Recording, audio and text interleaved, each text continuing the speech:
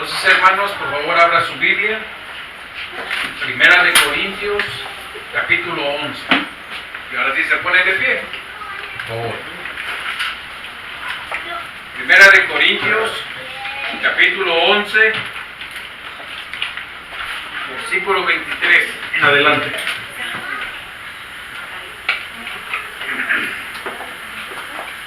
Ortega dice amén.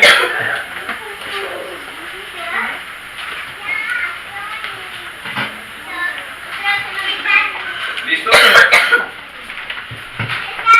Primera de Corintios, capítulo 11, versículo 23. Amén. Amén. Que dice así.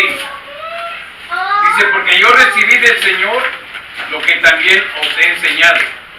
Que el Señor Jesús, la noche que fue entregado, tomó pan. Y habiendo dado gracias, lo partió y dijo, tomad, comed, esto es mi cuerpo que por vosotros es partido. Haced esto en memoria de mí. Asimismo tomó también la copa, después de haber cenado, diciendo, esta copa es el nuevo pacto en mi sangre. Haced esto todas las veces que la bebiereis, en memoria de mí. Así pues, todas las veces que comiereis este pan y bebiereis esta copa, la muerte del Señor anunciáis hasta que Él venga. Cierre sus ojos. Padre, en el nombre de Jesús te damos gracias por esta tarde. Le damos gracias por el privilegio que nos da, Señor, de haber venido y poder participar en la ceremonia que vamos a hacer más adelante, Padre. Ahora te pedimos, Señor, que nos guíes por medio de tu Espíritu a entender tu palabra y que podamos ver la sencillez de tu palabra para poder entender todo lo que se hacía en Israel, Señor, esperando la manifestación de nuestro Señor Jesús. Guíanos, Padre. Ahora también, Señor, yo me hago un lado, dame las palabras necesarias para compartir y que podamos todas entenderlo, Padre, y te lo pedimos esto en el nombre de ti, amado Jesús. Amén. Ok, mis hermanos, ya Felipe, voy a tomar asiento.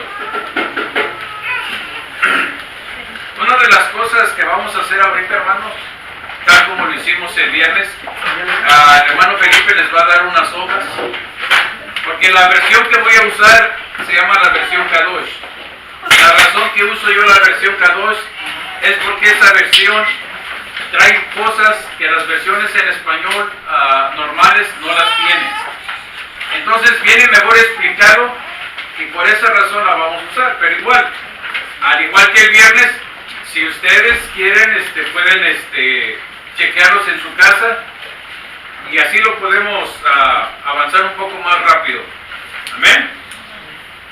Bien, aquí Pablo está hablando de una cosa muy interesante que dice la cena de Pascua.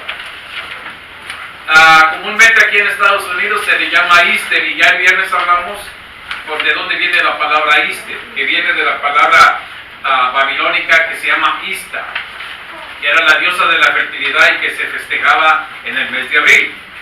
Sin embargo, aquí Pablo está diciendo algo, dice que esto también yo les he enseñado, dice que el Señor Jesús la noche que fue entregado, sabemos que hace casi 2000 años, todavía no se cumplen 2000 años, Él fue entregado y fue muerto por causa de nosotros, los pecadores. Dice el versículo 25, así mismo tomó también la copa, después de haber cenado, diciendo, esta es la copa del nuevo pacto en mi sangre.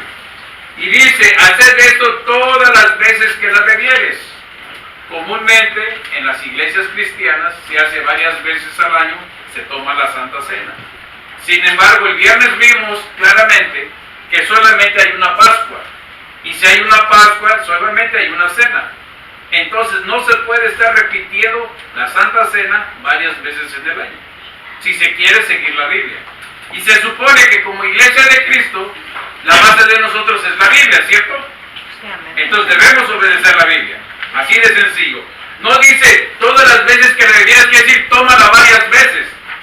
Si yo acepto al Señor ahorita y vivo 20 años, ¿cuántas veces debo festejar la cena de Pascua? 20 años, ¿cierto? Todas las veces que yo la bebiera, lo haré como dice la Biblia. No dice que varias veces en el año. Luego dice, en memoria de mí, 26, así pues, otra vez lo voy a decir, todas las veces que lo comieres o comieres este pan, es exactamente lo mismo. Entonces ahí es donde está el punto interesante. Una vez al año, una cena de Pascua. Pero en Israel esta fiesta era la más grande, porque involucraba el cuerpo de Cristo. El viernes estudiamos y vimos que desde las 9 de la mañana que Él fue crucificado hasta las 3 de la tarde que Él murió, según la ley decía que se tenía que sacrificar 7 corderos. 7 horas estuvo Jesús crucificado, cumpliendo los 7 sacrificios, 7 heridas que le hicieron en su cuerpo, las 2 manos, los 2 pies, el costado, la corona de espinas y luego la espada con lo que la atravesaron cuando salió agua de su cuerpo. Todo lo cumplió Él, todo lo cumplió Él. Entonces, ahora lo que vamos a hacer, vamos a estudiar un poquito lo que es en sí la cena. Hoy en la mañana que me levanté, en lo que yo me preparaba para meterme a bañar y todo, prendí la televisión y estaba la iglesia católica con la misa del Papa, que haciendo esto, haciendo lo otro. Le cambié a otro canal, estaban las iglesias cristianas haciendo lo mismo. Y yo me puse a verlo en lo que yo preparaba mis cosas, y cada iglesia le pone un montón de cosas aparte. Estaba yo viendo un poquito ahí lo del Papa, y que esto es no sé qué, y que esto no sé qué, y que este es el canto no sé qué, y esto significa no sé qué, y nunca llegaron a la cena. Le cambié a las iglesias cristianas y exactamente lo mismo. El problema es este, que el problema que tenía Jesús con los fariseos es que habían puesto muchos mandamientos de hombres a las leyes de Dios. En los tiempos de Jesús nadie sabía en sí cuáles eran los reales mandamientos de Dios, porque los fariseos decían tienen que hacer esto, y la gente que no estudiaba los obedecía. Por eso cuando viene Jesús y empieza a dar los mandamientos de Dios, no, pero es que los fariseos dicen esto. Entonces ese era el problema que tenía Jesús con los fariseos, que él mismo les decía, ustedes han puesto mandamientos de hombres invalidando los mandamientos de Dios. Entonces ahorita vamos a ver la Santa Cena o la Cena de Pascua en la forma más sencilla y clara que podemos entender. El significado de la Pascua quiere decir, en hebreo es Pesach, y significa el paso de la esclavitud a la libertad. Eso es lo que significa Pesach en hebreo, Pascua en español. Ahora, si usted ve ahí en las hojas que se le dieron, dice el relato completo del día de la Cena de Pascua, versión Kadosh. ¿Por qué? Porque comúnmente se enseña que es solo una copa, pero la versión en hebreo enseña que eran 3 copas las que se usaron, más una cuarta que no se usó. Eso hay que tenerlo claro. Y así como está relatado, tomé de varias citas de los evangelios para hacer un solo relato. Por eso abajo de cada cita usted va a ver que está la cita donde se encuentra. Comienza así. Dice, antes de la festividad del Matzah, el pan sin levadura, los talmidí, que son los discípulos, vinieron a Yeshua y preguntaron, ¿dónde quieres que preparemos el seder o la cena? Mateo 23:17. Ok, dice el pan sin levadura. Acuérdense que en el antiguo Israel la levadura significaba el pecado. Cuando comenzaba la fiesta de los 7 días sin pan de pan sin levadura, significaba que los judíos tenían que buscar en toda su casa que no hubiera un solo granito de levadura, por una razón, porque espiritualmente significaba el pecado. Esa es la razón por la cual lo hacían, porque nadie puede tomar la cena de Pascua si hay pecado en su corazón.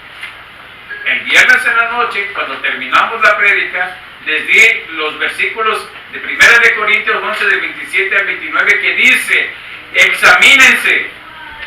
Si tienen problemas con alguien, vayan y arréglense. Nadie puede tomar indignamente la cena del Señor. Aquí no se le va a decir, usted no puede tomarla. Es su corazón de usted con Dios. Usted sabe lo que hay en su corazón y usted puede arreglarse con Dios. Nosotros no somos nadie para decir usted sí y usted no. Es uno mismo el que se debe examinar, ¿ok? Luego dice, la siguiente cita, Yeshua mandó a Kefa, que es Pedro, y a Yohanan, Juan, con las siguientes instrucciones. Vayan y preparen nuestra cena, o seder, dice, para que podamos comer. Lucas 22:8. La siguiente dice, Él les dijo, cuando entran en la ciudad, le saldrá al encuentro un hombre que carga un cántaro de agua. Le siguen hasta la casa donde él entre. Esto comúnmente ahorita, en los tiempos que conocemos de unos años para acá, eso es muy común. Que un hombre lleve un cántaro de agua, un bidón de agua, eso es muy común en los países de nosotros. Pero en el antiguo Israel ese era trabajo solamente de las mujeres. Por eso cuando Dios le dice a los discípulos, vayan y van a encontrar un hombre que lleva un cántaro de agua, Jesús les estaba dando una señal que no era común en esos entonces. Los hombres no hacían trabajo de mujer, ese era trabajo de mujer. Por eso Jesús dice, les va a salir al encuentro un hombre que lleva un cántaro de agua. Dice, en la casa donde entre, lleguen ahí. Eso está en Lucas 22:10. Y dice, y en la casa que entre le dicen que el rabí dice, ¿dónde está la habitación de huéspedes para mí, donde voy a comer la cena de Pesaj o de Pascua con mis discípulos? Él les mostrará una habitación grande en la segunda planta, amueblada y lista. Hagan las preparaciones allí. Otra vez, tomando un punto que hablamos el viernes, Dios siempre trabaja los dos extremos. Por un lado nos está mandando a nosotros, pero por otro lado ya tiene la gente preparada para que lleguemos nosotros a hablarle o a darle el mensaje que Dios nos mandó a hacer. Dios siempre trabaja en los dos extremos. A Dios nada lo toma de sorpresa. Eso está en Marcos 14 y 15. Dice, fueron y encontraron las cosas tal como Yeshua les había dicho que serían, y prepararon el ceder o cena. Dice, cuando la hora llegó, Yeshua y sus emisarios se reclinaron a la mesa. Dice más adelante en el versículo 15, y él les dijo, en realidad he deseado mucho celebrar esta cena antes de morir. Pero aquí dice, Yeshua y sus emisarios se reclinaron a la mesa. Hermanos, eso quiere decir que las mesas de esos tiempos no eran como las mesas que usamos nosotros, que tienen sillas, o no son comedores. Ellos se sentaban en el suelo sobre cojines, y era una mesa con, vamos a decir, patas cortas, pero ahí era donde se hacía todo y se ponía todo. Dice el siguiente versículo, o la siguiente cita. Dice, porque les digo que de ahora en adelante no beberé del fruto de la vid hasta que el reino de Yahweh venga. El reino de Yahweh venga. Eso nos enseña una cosa, como vamos a ver más adelante. Jesús no comió el pan, ni Jesús tomó la tercera copa, solo tomó las dos primeras. Y por una razón no lo hizo, porque el pan era su cuerpo. Dice, este es mi cuerpo que por vosotros es entregado. La tercera copa, digo, esta es mi sangre que por ustedes es derramada. Eso quiere decir esto, él no necesitaba comer pan, porque él era el pan. Él era el santo, él no tenía pecado, no tenía de qué arrepentirse, no tenía que ser salvado porque él era el Salvador. Y no tomó la tercera copa, que significaba la sangre derramada, porque él no necesitaba ser salvado. Él no necesitaba la sangre para remitir sus pecados. Él era santo. ¿Ok? Eso está en Lucas 22:8. Dice, porque les digo que en verdad no celebraré de nuevo hasta que les sea dado el significado completo en el reino de Yahweh. Eso es lo que comúnmente se conoce como las bodas del Cordero. Cuando estemos allá en el cielo, espero que estemos todos, allá se le va a dar el significado completo a todo. Se van a tomar las 4 copas, y entonces la cuarta copa se llamaba la copa de la consumación. Entonces, en ese momento, Jesús va a tomar la cuarta copa, y la vamos a beber, y todos vamos a decir, consumado es, se acabó todo. Amén. Los perdidos estarán en el lago de fuego, y los santos estaremos en la nueva Jerusalén. Esa es la esperanza que todos tenemos. Amén. Amén. Ahora, fíjese lo que dice la siguiente cita, hablando de la primera copa. Dice, entonces, tomando una copa de vino, pronunció una verajá, una bendición, y dijo, tomen esto y lo comparten entre ustedes. Lucas 22, 16 y 17. La segunda cita, la cita que sigue dice, y mientras estaban comiendo dijo, Sí, les digo que uno de ustedes me traicionará.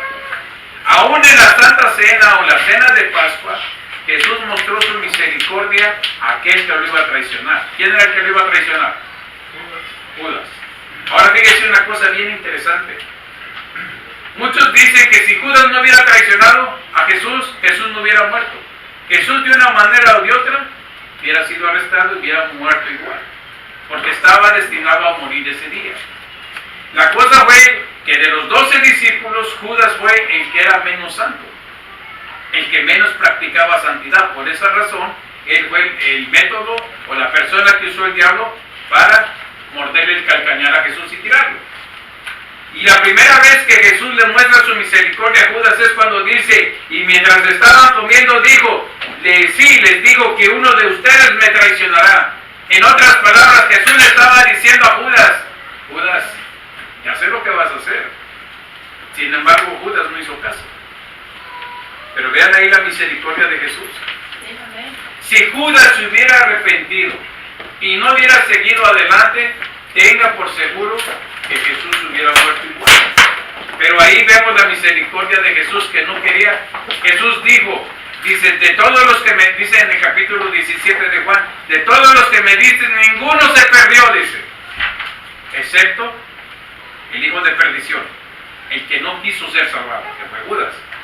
Dice el siguiente versículo, los discípulos, dice, se quedaron perplejos, fijando la mirada en unos a otros, totalmente mistificados. ¿Quién podrá él pensar que era? Dice, uno de los discípulos, el que Yeshua particularmente amaba, estaba reclinado junto a él. Así que Simón Pedro le hizo señas y le dijo, pregúntale de cuál está hablando. Él, recostado al pecho de Yeshua, le preguntó, ¿quién es? Dice, aquel que particularmente amaba. ¿Saben ustedes por qué amaba mucho a Juan? Porque Juan era un muchacho, probablemente menos de 18 años. Y sin embargo, había decidido seguir a Jesús. Y a través del tiempo fue el último de los apóstoles que murió, probablemente de más de 100 años. Fue el que escribió el libro de Apocalipsis. Y si usted lee la Biblia, espero que sí la lea, él escribió 5 libros de la Biblia. Y le aseguro que muchos no se la saben. ¿Me entiende?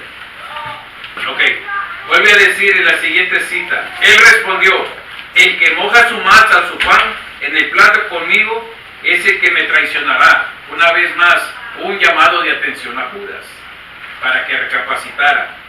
Dice, el Hijo del Hombre va a morir o morirá, así como dice la Tanakh o el Antiguo Testamento. Pero hay del hombre por el cual el Hijo del Hombre es traicionado.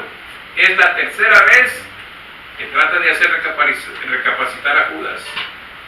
Dice, mejor hubiera sido para él no haber nacido, nunca. 25. Dice, Judas, o Yahuda, el que le estaba traicionando, preguntó, seguramente, Rabí, tú no quieres decir que soy yo, ¿verdad?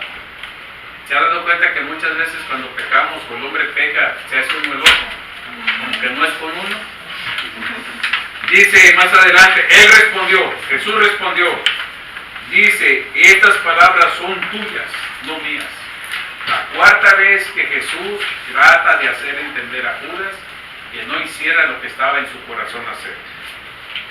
Yeshua respondió, es lo que yo, dice, es aquel al que yo le dé el pedazo de masa, el pedazo de pan, después de que yo lo moje en mi plato. Esa es la quinta vez que Jesús trata de hacer reconocer o recapacitar a Judas. Dice, así que mojó el pedazo, dice, de pan, y se lo dio a Judas, hijo de Simeón de Queriot, o Judas Iscariote. Esa fue la sexta vez que Jesús le dio oportunidad a Judas de arrepentirse, y no lo hizo. ¿Se ha dado cuenta que nosotros, a veces el Espíritu dice, no lo hagas, no lo hagas, no lo hagas? Pero también hay un cierto límite de veces que Jesús o el Espíritu nos dice, no lo hagas. Después lo hacemos Y esa voz ya no necesita decirnos nada, nosotros mismos nos acusamos. Nosotros mismos no nos sentimos bien. ¿Entiendes? 6 veces, acuérdense que el 6 es número de hombre, el 7 es número divino. Solo Dios y Jesús. Eso está en Juan 13:26. Luego dice, tan pronto como Judas cogió el pedazo de panza o de pan, dice, el Satán o Satanás entró en él. Esa es la razón de que muchos cristianos caen. El Espíritu le dice, no lo hagas, no lo hagas. Se terminan las oportunidades, entonces el diablo tiene derecho a venirse a meter adentro. Y que Jesús lo dijo antes. Dice, si el diablo viene y encuentra la casa limpia, barrida y ordenada, y no tiene nada, dice, va y toma 7 más, espíritus peores que él, dice, y el postrer estado viene a ser peor que el primero. ¿Se da cuenta de lo que le pasó a Judas? 6 veces le advirtió Jesús. Las 6 veces no quiso escuchar. ¿Qué pasó? Vino el diablo con todo derecho, se metió en él, y entonces hizo con él lo que quiso. Luego le dice, el Satán entró en él, dice, lo que estás haciendo, hazlo rápido. ¿Qué más le podría decir Jesús? No vayas, no lo hagas. Si ya Judas había decidido en su corazón llegar hasta el final. Dice, Judas salió y le dijo, dice, pero nadie en la mesa entendió por qué le había dicho esto. Algunos piensan que como Judas estaba a cargo de la bolsa común, Yeshua le estaba diciendo, compra lo necesario para la festividad, o que le decía que diera algo a los pobres. Tan pronto como tomó el pedazo de matzah o de pan, y Judas salió y ya era de noche. Acuérdense, solo había tomado la primera copa, la copa de la bendición, la segunda copa, la copa del dolor. Pero cuando él decidió hacer eso, seguir adelante, Jesús tomó un pedazo de carne con pan, que era lo que estaban comiendo, lo mojó del plato y se lo dio a Judas. En ese momento entra el diablo en Judas y él se va. De ahí en adelante él ya no participó ni en el comer el pan, que significaba el cuerpo de Cristo, ni la tercera copa, que significaba el pacto de la sangre de Jesús. Él mismo se descalificó. Dice, eso está en Juan 13, 26 al 30. Dice, también tomando un pedazo de pan o de matzah, pronunció una bendición. Lo partió y les dio a ellos diciendo, este es mi cuerpo que está siendo entregado por ustedes. Haced esto en memoria de mí. Pero acuérdense, Judas ya no estaba. Dice, e hizo lo mismo con la tercera copa, cosa que la Reina Valera no lo dice. E hizo lo mismo con la tercera copa después de la comida, diciendo, esta copa es el nuevo pacto ratificado por mi sangre, que está siendo derramada por ustedes.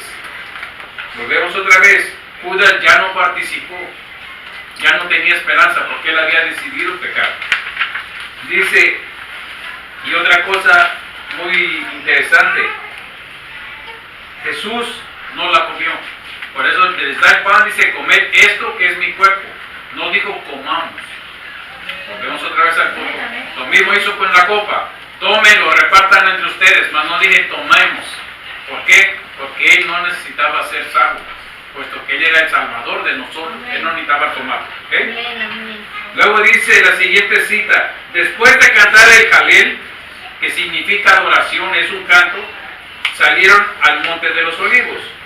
El Jalel es un canto que se cantaba en los salmos del 113 al 118.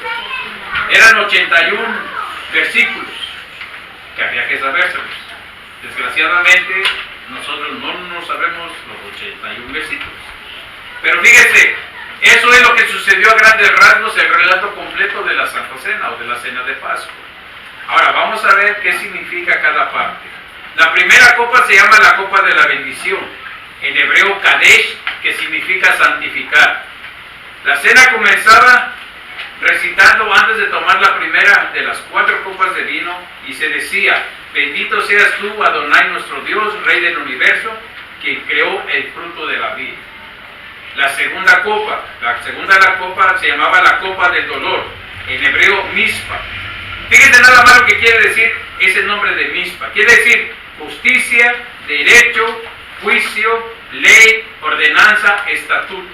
Lo que significa que cuando Jesús toma esa segunda copa, Él tenía todo el derecho, toda la justicia, tiene todo el juicio, todo el poder de la ley, y Él puede ordenar y puede poner estatutos.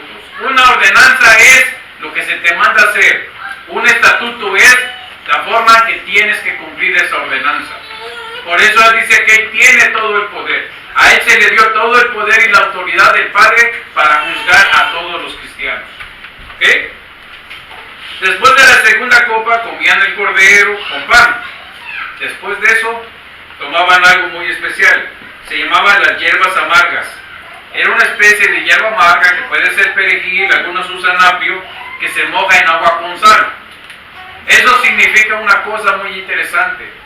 El agua con sal y las hierbas amargas significan cuando nosotros derramábamos lágrimas, cuando no teníamos salvación, cuando andábamos perdidos en el pecado. O de los que estamos aquí, ¿cuántos andaban gozosos pecando? ¿Cuántos andaban riéndose? Podíamos andar riéndonos en la calle, pero cuando estábamos a solas llorábamos. Más cuando nos hablaron de Jesús, que sabíamos de un Jesús misericordioso, y como no sabíamos cómo llegar a Él, a veces muchos de nosotros sufríamos y llorábamos. Eso significa las hierbas amargas. Para los hebreos significaba los 250 años que habían estado como esclavos en la tierra de Egipto. Luego se comía el pan sin levadura, una vez más, que significaba el cuerpo del Mesías. Pan sin levadura, pan sin pecado. Por eso Jesús no lo comió una vez más, porque Él no necesitaba comerlo, no necesitaba arrepentirse. La tercera copa se llama la copa de la redención o el jalel. Jalel quiere decir adoración. La tercera copa de vino se tomaba después de la cena. Era para recordar el derramamiento de la sangre del Cordero inocente que nos redimió de Egipto. Esto es, la copa simboliza la entrada a la tierra prometida. Para nosotros los cristianos que hemos aceptado a Jesús, significa la tercera copa, la redención de la tierra de Egipto, que era el pecado, cuando éramos esclavos del diablo. Porque estar afuera de la iglesia de Cristo o fuera del cuerpo de Cristo es estar esclavo. Que a veces no lo entendemos o no lo queremos reconocer, pero éramos esclavos. Eso significa la tercera copa, la copa de la redención. Ok, la cuarta copa se llama la copa de la consumación. La cuarta copa es la copa de Jalel, que quiere decir adoración. Jalel en hebreo significa adoración, alabanza. Se recitan los salmos del 113 al 118 y son un total de más de 80 versículos, o 85. Salmo 113 dice, Dios levanta al pobre. ¿Cuántos de nosotros no éramos pobres en el pecado? Éramos mendigos. Mendigos, no mendigos. Mendigos. Salmo 114, las maravillas del Éxodo, las obras que hizo Dios para alcanzarnos. Yo creo que Dios en todos nosotros hizo un milagro para poderlo conocer. Tuvo que quitar lo que tuvo que quitar para poderlo ver, ¿cierto o no? Salmo 115, Dios vive y es todopoderoso. Es cuando reconocimos que solamente Dios podía hacer algo con nosotros, no la gente. Salmo 116, acción de gracias por haber sido librados de la muerte. Nuestro destino era la muerte, mas ahora tenemos vida. Amén. ¿Ven? Salmo 117, alabanza por la misericordia de Dios. Dice que sus misericordias son nuevas cada mañana. Es un Dios de oportunidades. Es un Dios de oportunidades. Cada vez que nosotros caemos o pecamos, Él siempre nos recuerda, ven, pongámonos a cuenta. Amén, si tus amén, pecados amén. fueran rojos como la grana, y aquí yo los blanquearé como la blanca nieve. Siempre hay oportunidad. El problema es que el día que cerremos los ojos y no nos arrepintamos, porque solo hay un camino a donde vamos a ir. No es como la gente comúnmente piensa que te mueres, hagas lo que hagas y te vas a ir al cielo. Eso es mentira. Es mentira del diablo. Eso es para que no te arrepientas, para que no cambies. Pero cuando Juan el Bautista lo presentó, dijo, Él es el Cordero de Dios, pero también es fuego consumido. Es mejor estar del lado derecho de Jesús cuando Él venga, a estar del lado izquierdo. Porque del izquierdo dijo, malditos sean ustedes. Dice, al infierno o al lago de fuego, junto con el diablo y sus ángeles. Él siempre está advirtiendo. Mientras tengamos vida, tenemos esperanza, tenemos oportunidad. Amén, amén. Salmo 118 dice, acción de gracias por la salvación recibida de Dios. Él espera que todo el tiempo le demos gracias. Gracias, Señor. Gracias, gracias. Ahora, le voy a explicar un poquito lo que significa cada copa. La primera copa, la que se llama Kadesh o de la bendición, para nosotros es Juan 3:16. Versículo muy conocido. Porque de tal manera amó Dios al mundo que ha dado su Hijo unigénito, para que todo aquel que en Él crea no se pierda, mas tenga vida eterna. Esa es la primera copa que nos dio, aún sin saber nosotros. Muchos dicen, es que yo no soy judío, yo no soy hebreo, yo no soy israelita, para hacerlo. Eso no importa. Espiritualmente eso es lo que significa.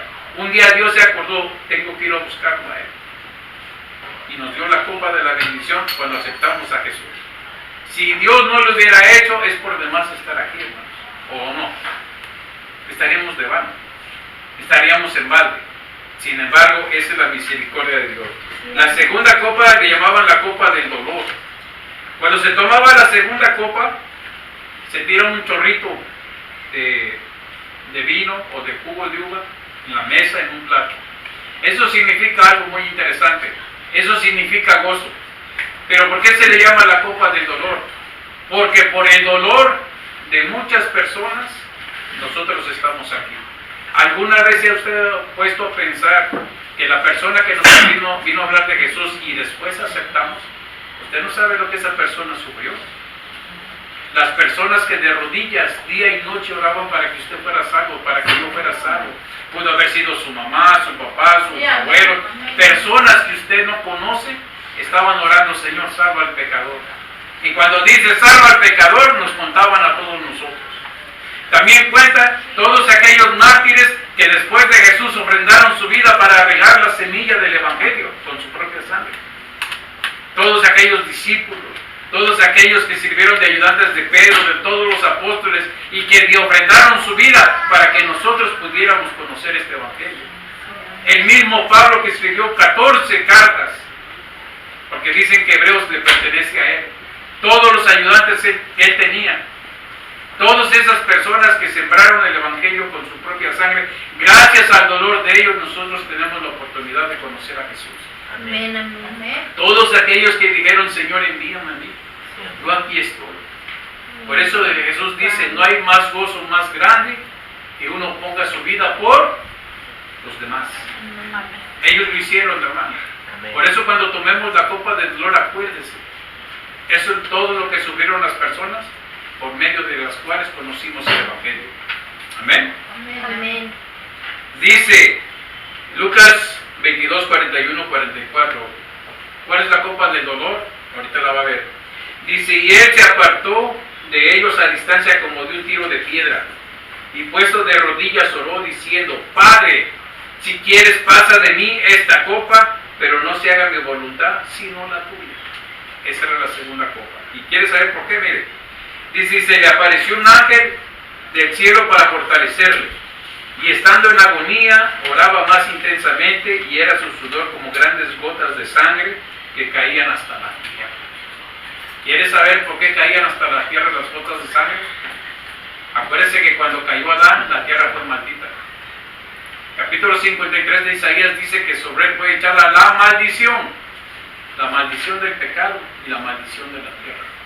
Eso significa. Él limpió en ese momento, derramaba su sangre, que iba a ser derramada más adelante por los seres humanos y por la misma creación. Por eso dice el libro de los Salmos que la creación clama a su Creador, porque Jesús lo vino a hacer todo. Algo que mucha gente no entiende, ¿qué significa la corona de espinas? Una de las primeras cosas que le dijo Dios a Adán cuando cayó, le dijo, por eso mismo, dice, la tierra te producirá espinos y cardos. Esa era una señal de que la tierra estaba maldita por causa del pecado. Por eso a él le pusieron una corona de espinas en su cabeza, para llevar en su cabeza la maldición de la tierra.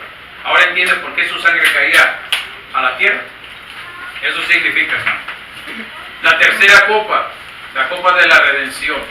Lucas 23:46 dice: entonces Jesús, clamando a gran voz, dijo: Padre, en tus manos encomiendo mi espíritu. Y habiendo dicho esto, expiró.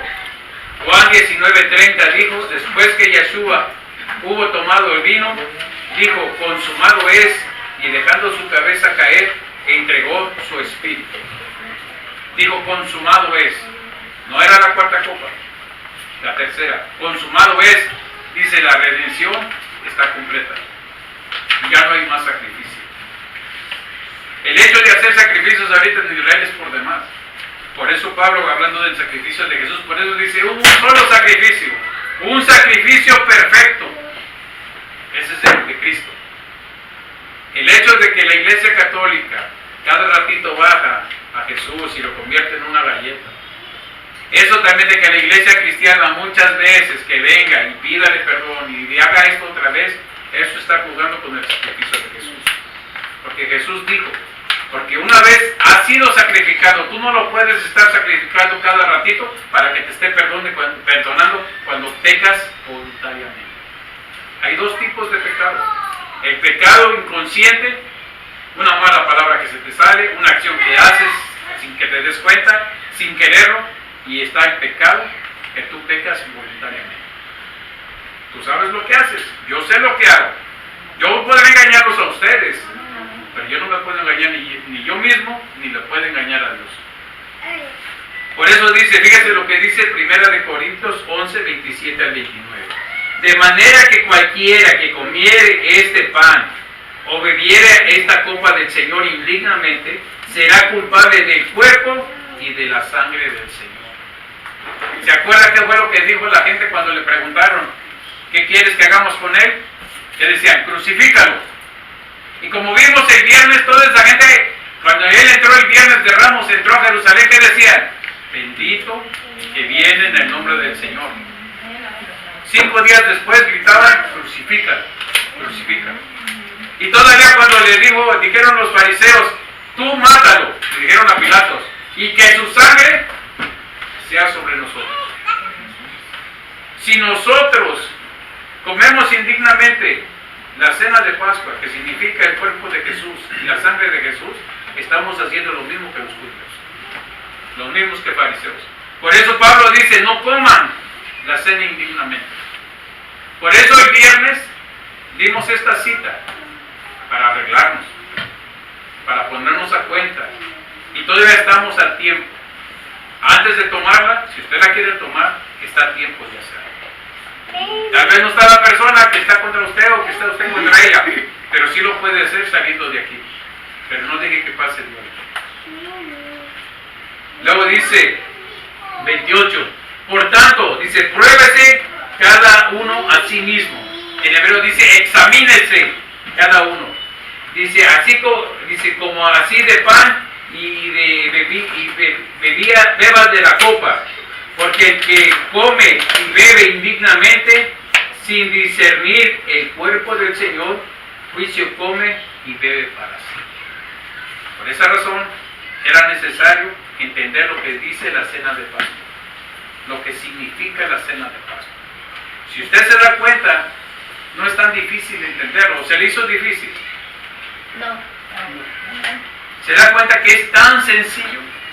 Solo que la religión, llámese católica, cristiana, mormona, la que sea, siempre le ponen más cosas para hacerlo más difícil. ¿Y sabe por qué razón lo hacen? Para que ellos se sientan o nos enseñen que solamente ellos saben la verdad. Solamente ellos saben cómo se hace. Pero así como lo estudiamos o como lo leímos, se da cuenta que es bien sencillo entender. Si usted lo entiende, se lo puede explicar a sus hijos y sus hijos lo pueden entender. Por eso esa razón se le dieron las hojas, para que usted lo vea. Usted puede leer la versión que usted quiera, hermano. Pero créame, así es como sucedió. No es tan difícil, no es, hay que hacer algo tan grande, con tantas cosas. Era bien sencilla. Es más, la noche que la tomaron la primera vez en Egipto, la tomaron de pie, a la carrera. Porque inmediatamente que acabaran de comer, iba a pasar el ángel de la muerte y venía la señal para salir caminando a medianoche.